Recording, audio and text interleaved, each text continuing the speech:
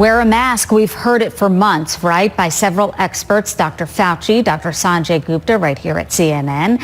And President-elect Joe Biden says his first 100 days, that is what he will ask Americans to do, to wear a mask.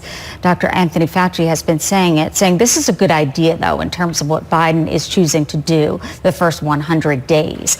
With me now is Dr. Jen Caudle as we look at a record number of deaths from COVID, 3,000 on Wednesday alone. Dr. Caudle, you yourself as a physician have been saying that too. Look at this red map here. Wear a mask, it works.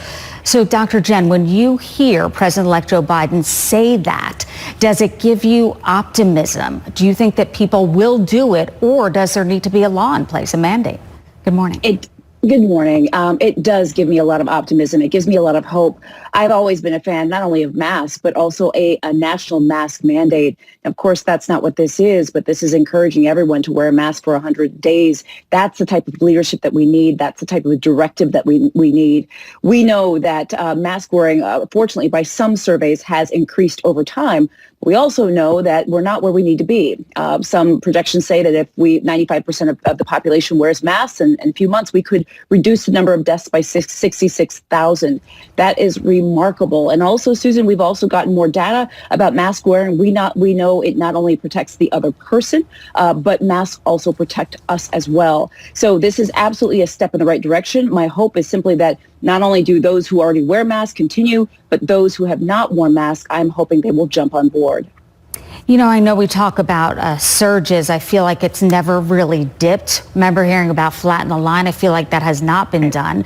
The numbers have gone up, and the governor of New Jersey, Governor Murphy, saying, look, this could be COVID fatigue. And he said, or people are thinking, look, there's a vaccine out there and we can exhale, so to speak, and do what we want. And he says he looks at it as the opposite, as hold on for a couple more months or as long as we need to before the vaccine is readily available. Because officials say at least 20 million Americans are able to get it. That's not enough, Dr. Caudle, when you do the math.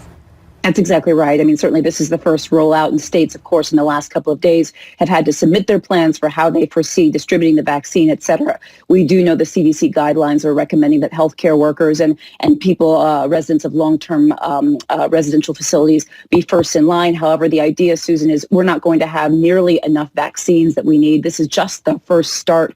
We also know that because not everyone's going to be able to get the vaccine early on at the same time, it's going to take time for this immunity to build up in our systems collectively throughout the nation.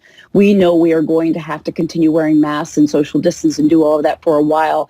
This is not a surprise, so we've been talking about this for a while. But I do think that the governor's sort of remarks are a really good way to frame it. You know, instead of saying, a vaccine is almost here, we can kind of let our guard down. It's saying, okay, a vaccine's almost here. We can keep this up for a little longer. I really do like that.